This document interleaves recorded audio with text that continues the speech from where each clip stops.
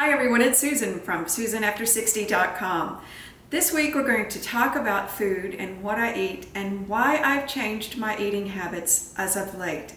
For a long time I ate lots of beans and grains and greens and lots of beans, and recently I've had to change all that because it seems I've gotten some sort of allergic reaction to perhaps grains or beans or maybe both. But I got a tremendous rash a few weeks ago and it was all over my body. I had inflammation and pain in my joints and headaches, which I haven't had in quite some time.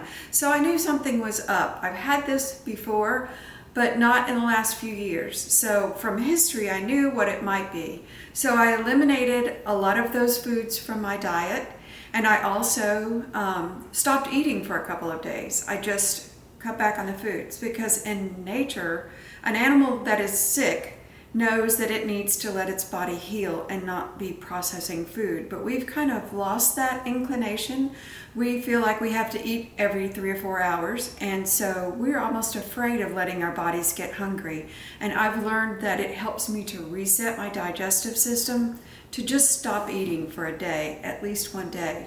And then when I do go back to eating, I feel better and the food is more nourishing. It just works out much better for me. It gives my digestive system a chance to heal. So that said, this is what I've decided to start eating. And I've done some research and this seems to work really well. So I've eliminated some foods like tomatoes and beans and some of the grains, actually all of the grains. And what I am eating every day is, sometimes I have this for breakfast and some people are going to think that's kind of crazy, but salad is my main thing. This is my bowl that I have for lunch. Late in the day, I have this bowl full of all kinds of vegetables.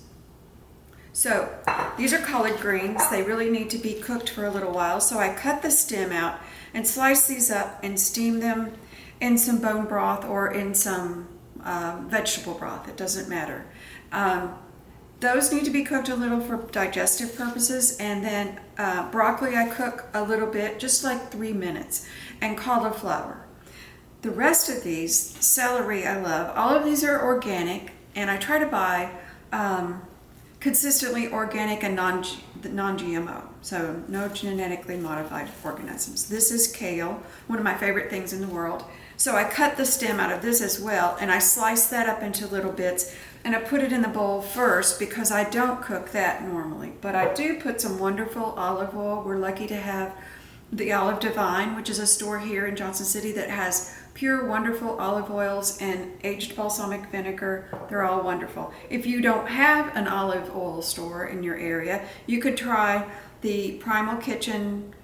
This one is Greek, but they have lots of good avocado oil based salad dressings that are wonderful. The reason you do want to have some sort of fat with your salad, it actually helps you to digest the nutrients better if you have a fat with it.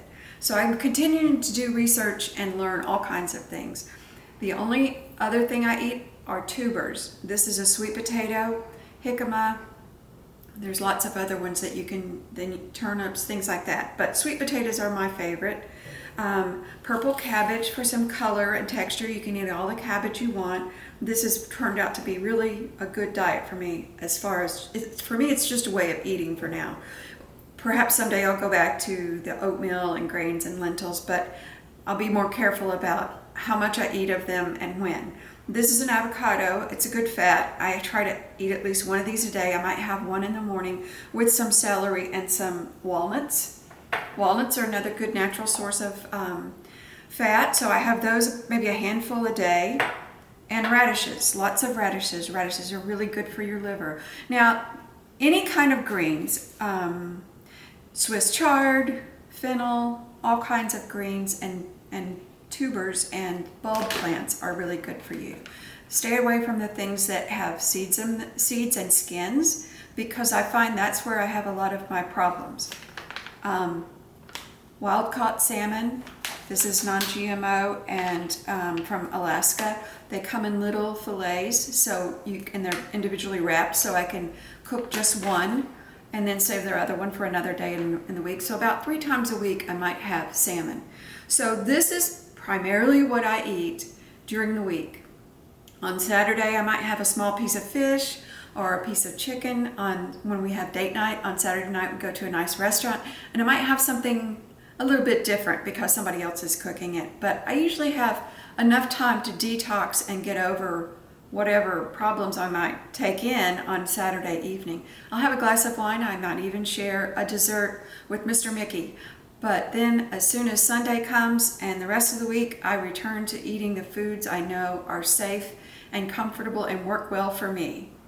I also use a balsamic vinegar. I can even put this in my water. This one is made with the grapes from France, and it's called a champagne white balsamic. And I found that is full of flavor and really makes things taste good. Salt is another thing I've been avoiding for years, which I've learned that triglycerides, or phosphates and that kind of from salt, natural salt. This is Himalayan pure earth salt. It's sea salt. I put that a little bit on some things now because you needed the minerals to balance out your body. You can't eliminate all of that. So I wanted to share some of the things I've learned lately, because if the grains and beans and lentils and things that I told you about a few years ago caused you problems or you couldn't digest them, perhaps this way of eating will help you much better than what I was telling you about before. This has served me very well. Thank you for watching. I'm Susan from SusanAfter60.com. Bye.